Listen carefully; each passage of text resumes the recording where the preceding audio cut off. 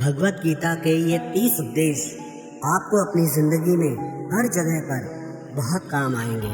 जिंदगी की हर मुश्किल में आपको राह दिखाएंगे। ये दिव्य उपदेश, ये बातें जानना समझना आपके लिए बहुत जरूरी है।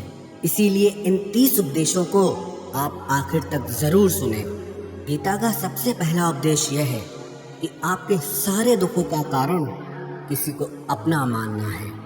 आप कभी गौर करना, आपकी जिंदगी के सारे दुख, सारी तकलीफें, सारी चिंताएं वहीं से आती हैं जहां आपका अपनापन होता है कि ये मेरा है, ये मेरा अपना है। वहीं से आपकी जिंदगी में दुख आना शुरू हो जाते हैं। एक व्यक्ति के पास एक बहुत बड़ा महल था। उसने जिंदगी भर की सारी संपत्ति लगाकर उस महल को बनाया था। आसपास के शहरों के कई लोग उसके महल को देखने आते थे। कई बड़े बड़े सेठ उसके महल को खरीदने की कोशिश करते थे, पर वो महल उसका अहंकार था, उसकी जीने की वजह था। उसका उस महल में बहुत मोह था। एक दिन उसके महल में आग लग गई और वो कहीं बाजार गया हुआ था।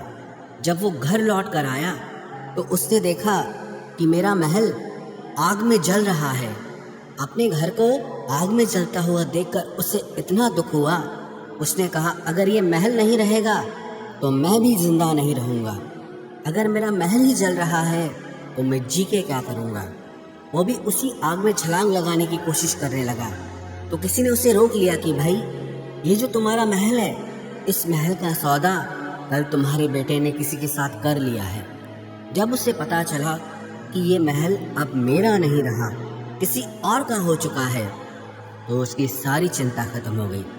जैसे और लोग उस जलते हुए महल को देखकर तमाशा देख रहे थे, वैसे ये भी खड़ा हो गया। इतनी ही देर में उसका बेटा आया। वो अपने बेटे को देखकर बहुत प्रसन्न हुआ। उसे आशीर्वाद देने लगा कि तेरे जैसा बेटा तो बहुत भाग्यों से मिलता है। तूने तो मेरी जिंदगी बचा ली। आज इस घर में आग लगी है और तूने कल ही इसका सौदा कर दिया। वो अपने पिताजी से कहने लगा कि पिताजी, मैं इस महल के सौदे के लिए बात तो करने गया था, पर सौदा अभी पक्का हुआ नहीं है। जब उसके पिता ने ये सुना कि अभी इस महल का सौदा हुआ नहीं है तो वो फिर फूट फूट के रोने लगा, फिर अपनी छाती पीटने लगा। महल वही है, इंसान वही है, लेकिन जब महल मेरा है तब वो दुख भी देता है, खुशी भी देता है। लेकिन जब वो मेरा नहीं है, उससे मेरा कोई रिश्ता नहीं है, तो सारे दुख ही खत्म हो जाते हैं। ऐसे ही जिंदगी में जब किसी जगह को, किसी इंसान को, किसी रिश्ते को, किसी काम को हम अपना मान लेते हैं, मेरा मान लेते हैं, तो वहीं से ही सारे दुखों की शुरुआत होती है, वहीं से हर तकलीफ की शुरुआत होती है। तो श्रीमद् भगवत गीता का पहला उपदेश यही है कि आप जैसे ही किसी को अपनी जिंदगी जीने की वजह मान लेते हो कि इसके बिना तो मैं जी ही नहीं सकता, तो वो चीज़, वो इंसान, वो काम आपको बहुत दुख देता है। गीता का दूसरा उपदेश ये है कि अवश्यमेव भोक्तव्यम कृतं कर्म शुभाशुभम, कि आपने कोई भी कर्म किया हो उसका फल आपको जरूर भोगना पड़ेगा। अगर आपने अच्छे कर्म किए हैं तो जाने अनजाने किसी मुश्किल वक्त में आपको वो आपके अच्छे कर्म उस मुश्किल वक्त से बचा लेंगे। अगर आपने गलत कर्म किए हैं, पाप किया है, तो उसकी सजा भी आपको ज़रूर मिलेगी। वो इंसान कितना ही छुप कर कर्म करे, चाहे वो कितना ही चालाकी से कर्म करे, लेकिन कहते हैं कि उस परमात्मा के, ईश्वर के चारों तरफ कैमरे लगे हुए हैं। हमारे एक एक कर्म पर वो प्रकृति, वो परमात्मा अपनी दृष्टि बनाए रखते हैं। हमारे एक एक कर्म का हिसाब होता है। एक गांव में दो मित्र रहते थे। उन दोनों ने विचार किया कि इस गांव में हम धन नहीं कमा पा रहे। वो दोनों धन कमाने के लिए शहर में चले गए। कुछ वर्ष वहाँ रहकर उन्होंने काफ़ी धन कमाया। फिर सोचा कि अब हम अपने घर वापस चलते हैं, पर्याप्त मात्रा में हमने धन कमा लिया है। उस समय पे यातायात की इतनी सुविधाएं नहीं होती थी। वो अपने बैलों पर ही यात्रा कर रहे थे। चलते चलते मार्ग में रात हो गई तो उन्होंने विचार किया, आज रात हम यहीं विश्राम करते हैं। एक मित्र ने कहा कि मैं यहाँ पर रहकर धन की रक्षा करता हूँ, तुम बाजार जाकर भोजन की व्यवस्था कर लो। जब वो मित्र बाजार गया तो उसके मन में पाप आ गया। उसने कहा, इतना पैसा हमने कमाया है, अगर मैं इसको यहीं जंगल में मार दूं तो सारा पैसा मेरा हो जाएगा, नहीं तो मुझे इसका आधा धन इसको देना पड़ेगा। मन में ये खोट आने पर उसने अपने मित्र के खाने में जहर मिला दिया, और जब वो खाना लेकर के अपने मित्र के पास गया, उसका मित्र वो जहर वाला खाना खाकर वहीं पर उसकी मृत्यु हो गई। वो व्यक्ति सारा धन लेकर के अपने घर वापस आ गया। फिर उसके घर में एक पुत्र ने जन्म लिया। जब उसका बेटा पैदा हुआ तो वो बहुत बीमार रहता था। उसने अपने जीवन में जो कुछ भी धन कमाया था, उसका वो सारा धन अपने बेटे के इलाज में ही खत्म हो गया। बेटा बड़ा होता गया और उसका धन नष्ट होता गया। जब उसका बेटा थोड़ा बड़ा हो गया तो उसके पिता ने पूछा कि बेटा, तू इतना बीमार क्यों रहता है, तू ठीक क्यों नहीं होता? मैंने अपनी जिंदगी का सब कुछ तुझ पे लगा दिया, पर फिर भी तेरी तबीयत ठीक नहीं रहती। तो उसके बेटे ने बोला, कौन सा बेटा और कौन सा पिता? मैं तेरा वही मित्र हूँ जिसको तूने जंगल में जहर दे के मार दिया था, लेकिन मैं अपना वही हिसाब पूरा करने के लिए तेरे पुत्र के रूप में तेरे घर में आया हूँ। अब मेरा तेरा हिसाब बराबर और मेरा जीवन अब यही समाप्त होता है। तो गीता का उपदेश हमें यही सिखाता है, कोई अपने आप को कितना भी चालबाज समझता हो, होशियार समझता हो, लेकिन अगर उसने गलत कर्म किया है, चाहे आज नहीं तो कल उसे उसका फल भोगना ही पड़ेगा। कोई भी व्यक्ति अपने किए हुए कर्म से बिना उसको भोगे कभी छूट नहीं सकता। गीता का तीसरा उपदेश यह है कि आज में जियो, कल की चिंता करना छोड़ दो। जो भी व्यक्ति अपने बीते हुए कल या अपने आने वाले कल में खोया रहता है, वो जिंदगी में कभी खुश नहीं रह सकता। आपको जिंदगी में खुशी सिर्फ और सिर्फ तब मिल सकती है जब आप वर्तमान में जी सके, आज के आनंद को जी सके। बीते हुए कल का और आने वाले कल का कोई वास्तविक अस्तित्व नहीं होता, वो सिर्फ आपकी बुद्धि और आपके विचारों में होता है। उसकी कोई वास्तविकता नहीं होती, उसे सिर्फ आप अपने मन के अंदर और बुद्धि के अंदर जीते हैं। लेकिन जिसे आप वास्तविकता में जीते हैं, वो आपका आज होता है, वो आपका चल रहा पल होता है। अगर आप अपने मन और बुद्धि को अपने कल में अटका के रखेंगे, अपने भूतकाल और भविष्य काल में अटका के रखेंगे, तो याद रखना आप कभी खुश नहीं रह पाएंगे। और अगर जिंदगी में खुश रहना चाहते हैं तो आज में और इसी पल में जीना सीखें। गीता का चौथा उपदेश यह है कि जो आपके साथ अधर्म करे, पाप करे, गलत करे, उसे दंड जरूर देना चाहिए। अगर आप उसे सहते हैं तो वो आपके साथ और गलत करता है। अगर आप उसे सहते हैं तो उसके पाप में आप भी भागीदार हो जाएंगे। अर्जुन श्री कृष्ण से कहने लगा कि जिनसे मैं युद्ध करने जा रहा हूँ, ये सब मेरे भाई हैं, मेरे गुरुजन हैं, मैं इनके सामने कैसे हथियार उठाऊं, इनको कैसे मारूं? तो भगवान श्री कृष्ण ने अर्जुन से कहा कि जिन्हें तू अपना मानता है वो सब अधर्मी हैं, वो पाप के पक्ष में खड़े हैं, और अगर तू इनका वध नहीं करेगा, युद्ध नहीं करेगा, तो समाज में और भी पाप पड़ेगा।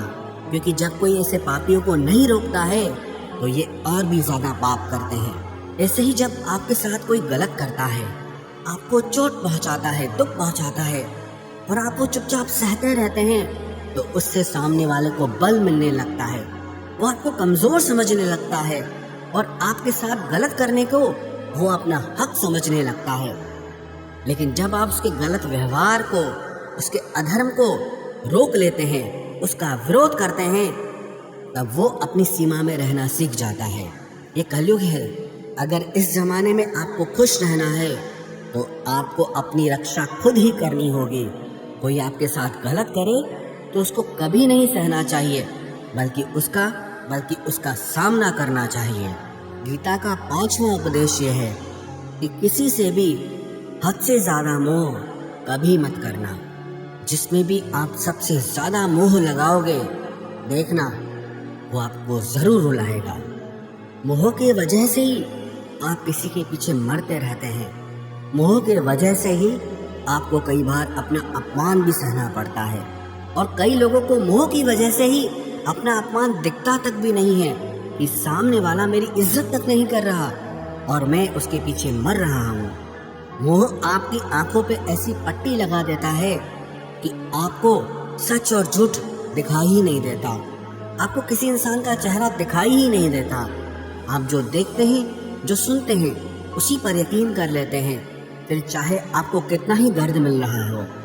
अगर आप किसी इंसान को ठीक से समझना चाहते हैं, किसी की सच्चाई जानना चाहते हैं, तो उसके लिए ये बहुत ज़रूरी है कि आप उसके मोह से जल्दी बाहर आ जाएं। वास्तविकता में रिश्ते दुख नहीं देते, आपका मोह आपको दुख देता है। जिस दिन मोह खत्म, उस दिन आपको किसी भी रिश्ते से कोई दुख नहीं मिल सकता, क्योंकि आपको फिर कोई फर्क ही नहीं पड़ेगा। गीता का छठा उपदेश ये है कि आप वो मत करो जो सब करते हैं, बल्कि वो करो जो आपके लिए सही है। स्वधर्मम निधनम श्रेय परधर्मो भयावह। श्री कृष्ण ने अर्जुन से कहा कि जो तेरा कर्तव्य है, जो तेरे लिए सही है, जो तुझे करना चाहिए, तू वो कर। तू कभी भी वो काम मत कर जो दुनिया कर रही है, क्योंकि अर्जुन श्री कृष्ण से कहने लगा कि ऐसे भयंकर युद्ध में पड़ने से अच्छा है कि मैं सन्यासी बन जाऊं। तो श्री कृष्ण ने अर्जुन से कहा कि सन्यासी बनना तेरा कर्म नहीं है, तेरा धर्म नहीं है, तू क्षत्रिय है। तेरा कर्म और तेरा धर्म यही है कि तू अधर्म का नाश करे, धर्म की रक्षा करे। ऐसे ही हर इंसान का एक अलग कर्तव्य होता है, एक अलग ही मार्ग होता है। तो कभी भी उस मार्ग पे मत जाना जहाँ सारी भीड़ जा रही हो। कभी भी वो काम मत करो जो दुनिया करती है, कि आजकल ये ट्रेंड हो गया है, ये फैशन हो गया है, सब करते हैं इसलिए हम भी कर रहे हैं। सारी भीड़ यही काम कर रही है इसलिए हम भी यही कर रहे हैं। अगर आप वो करोगे जो भीड़ कर रही है, तो आप भी उसी भीड़ में कहीं खो जाओगे। लेकिन अगर आप वो करोगे जो आपके लिए सही है, जो आपकी प्रतिभा है, तो दुनिया की सारी भीड़ में भी आप सबसे अलग नजर आओगे। गीता का सातवां उपदेश यह है कि जिंदगी में धोखा अपने ही देते हैं, क्योंकि उनको आपकी कमजोरियों का पता होता है। बाहर वाला आपको धोखा नहीं दे सकता, क्योंकि उसको आपके बारे में पता ही नहीं है कि आपको चोट कहाँ पहुँचती है। लेकिन जो आपका अपना है, आपका खास है, उससे बहुत गहराई से पता होता है कि इसकी कमजोरी क्या है, क्या ऐसा करे जिससे इसको दर्द पहुंच सकता है, जिससे इसको हम नीचा दिखा सकते हैं, इसको चोट पहुंचा सकते हैं। ये कलयुग है, इसमें बाहर वालों से नहीं, जो हमारे अपने हैं उनसे ही सावधान रहना होता है। महाभारत का युद्ध दो अलग राजाओं में नहीं हुआ, बल्कि एक ही परिवार के भाइयों में हुआ था। सब आपस में एक ही वंश के लोग थे।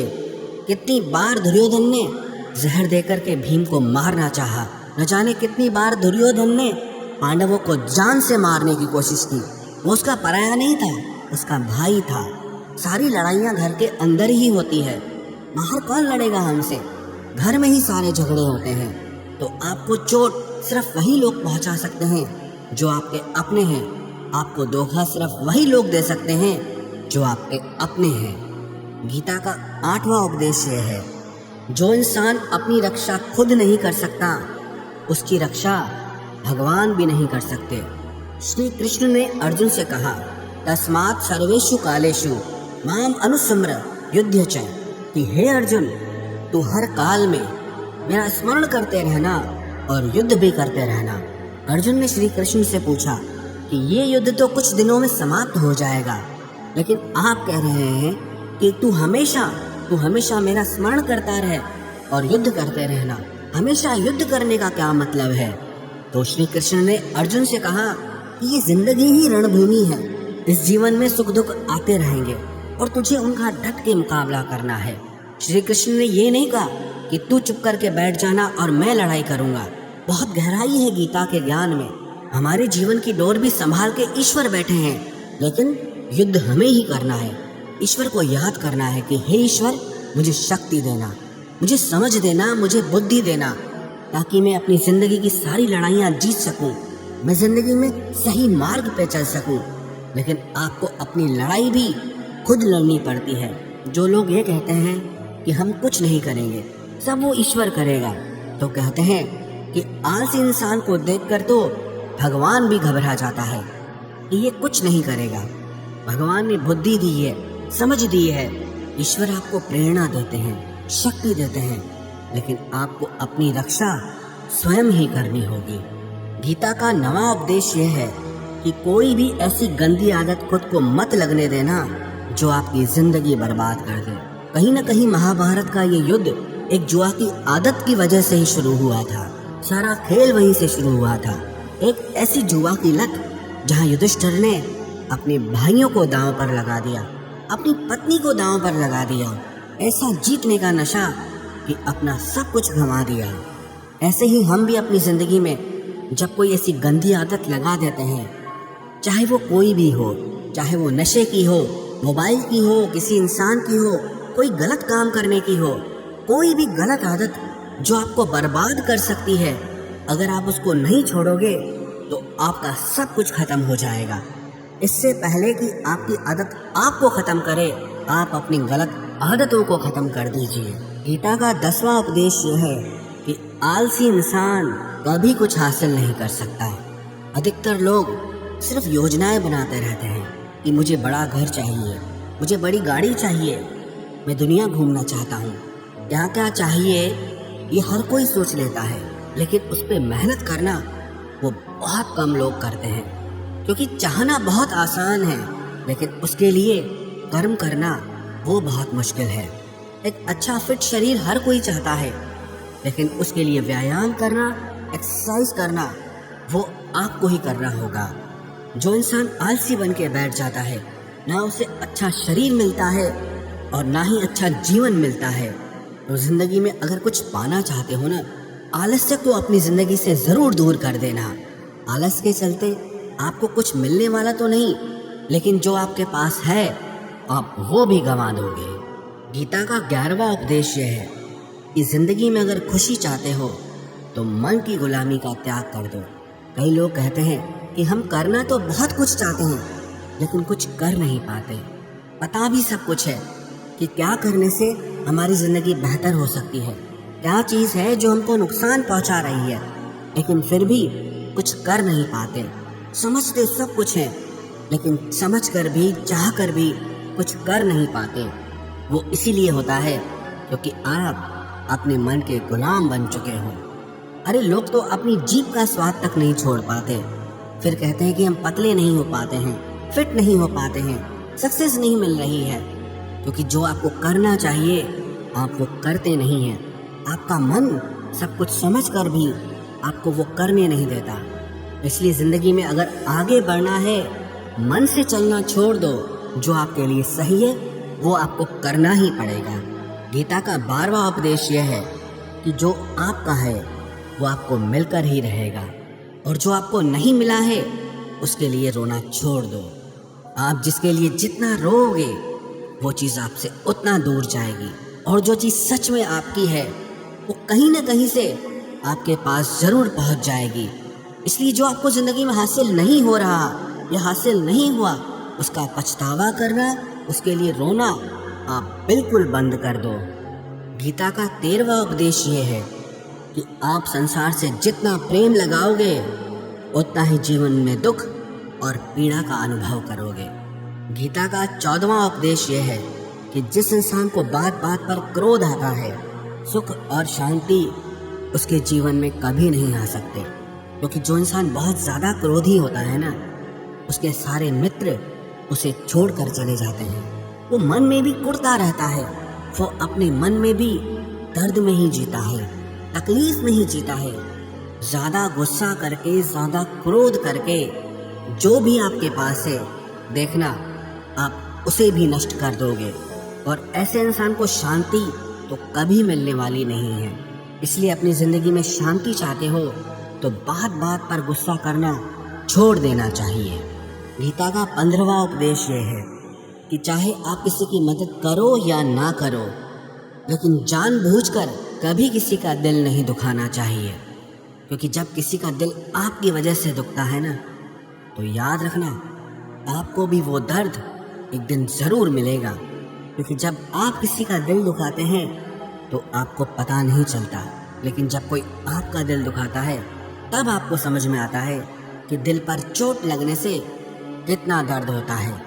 इसलिए चाहे आप किसी की मदद करो या ना करो, लेकिन किसी का दिल कभी नहीं दुखाना चाहिए। गीता का 16वां उपदेश ये है, जो मुश्किल वक्त में, जो दुख के समय में आपका साथ दे, सिर्फ वही आपका अपना है, बाकी सब पराए हैं। अपनेपन का नाटक करने वाले बहुत लोग होते हैं, बड़ी बड़ी बातें करने वाले बहुत लोग होते हैं कि हम आपसे बहुत प्रेम करते हैं।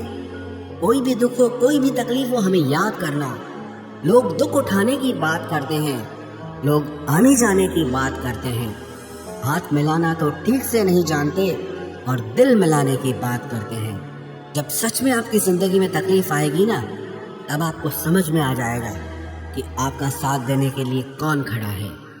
क्योंकि उस समय पे सारे लोग भाग जाते हैं, क्योंकि लोगों को पता होता है कि ये व्यक्ति हमारे पास आया तो हमसे मदद ही मांगेगा, हमको कुछ दे नहीं पाएगा।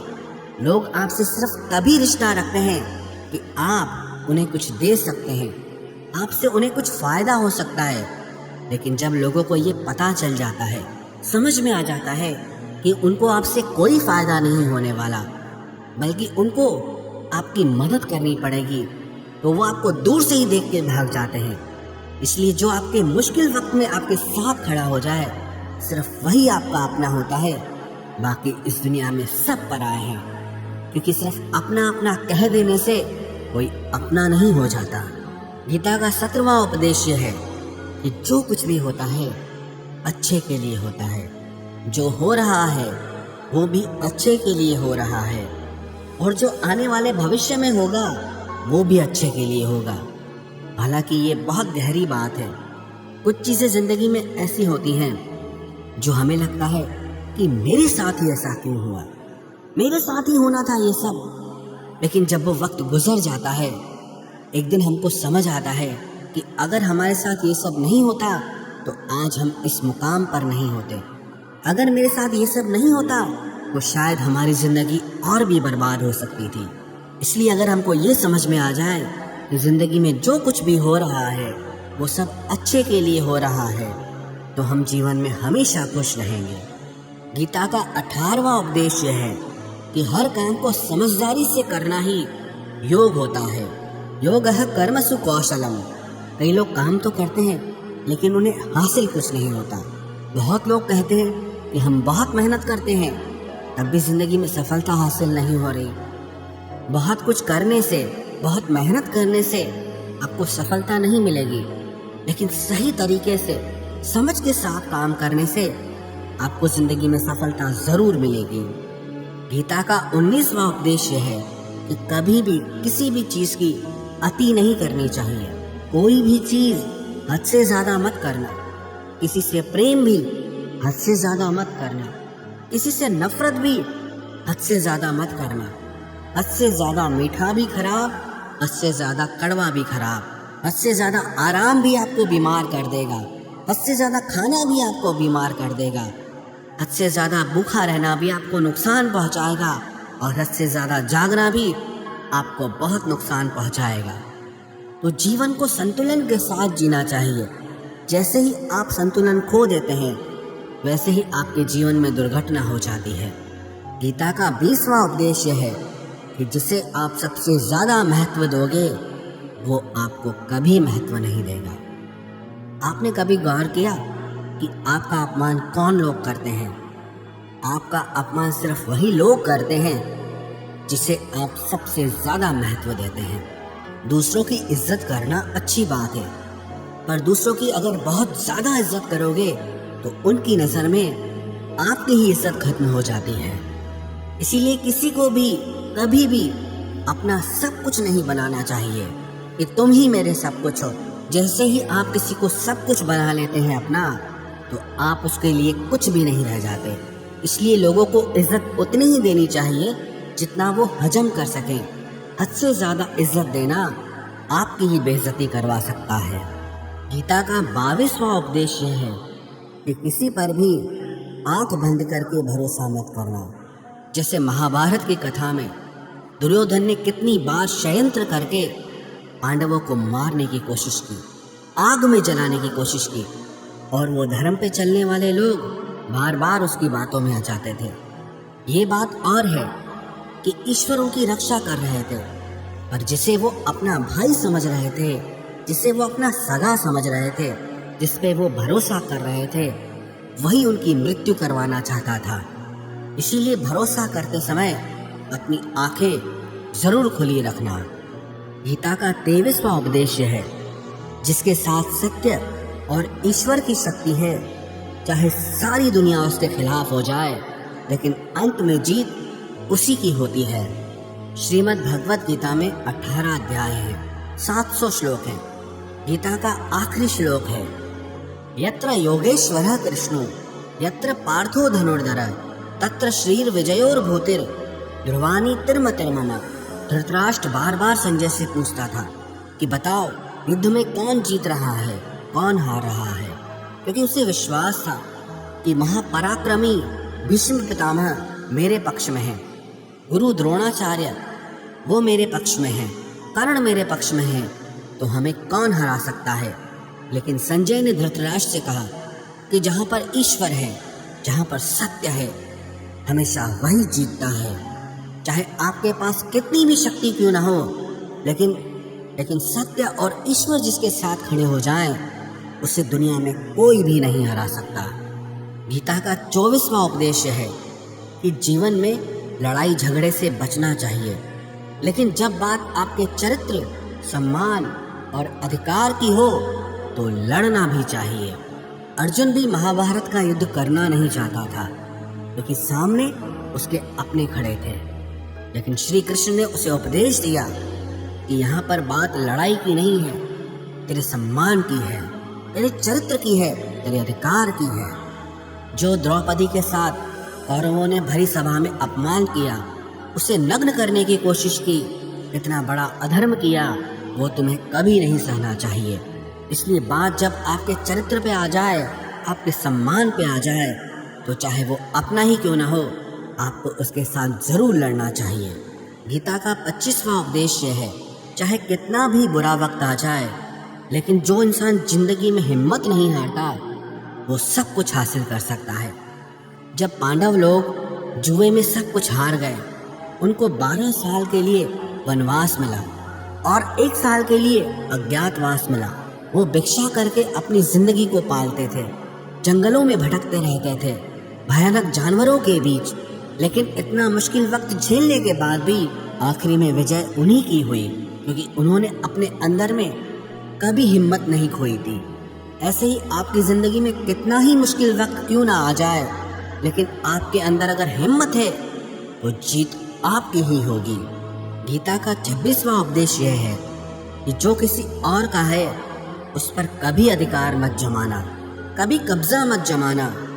जब शकुनी ने षड्यंत्र करके पांडवों को हस्तिनापुर से अलग करवा दिया, एक खांडव प्रस्थ का राज्य दे दिया, जहाँ की भूमि भी बंजर थी, जहाँ कुछ नहीं हो सकता था, लेकिन पांडवों ने उस शहर को इतना सुंदर बनाया, इतना वैभवशाली बनाया कि हस्तिनापुर भी उसके आगे फीका लगने लगा। और उनके उस वैभव को देख के, सुख को देख के दुर्योधन अंदर ही अंदर जलता था।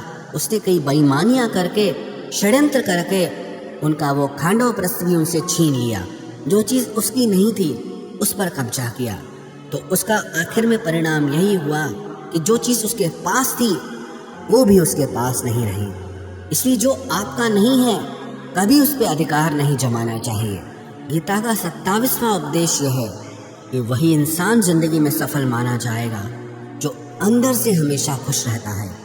बाहर से तो सब कुछ दिखाई देते हैं, लेकिन अंदर से इंसान अशांति से भरा रहता है। बहुत पैसा कमा लिया, कामयाबी हासिल कर ली, लेकिन वो कामयाबी असली नहीं है।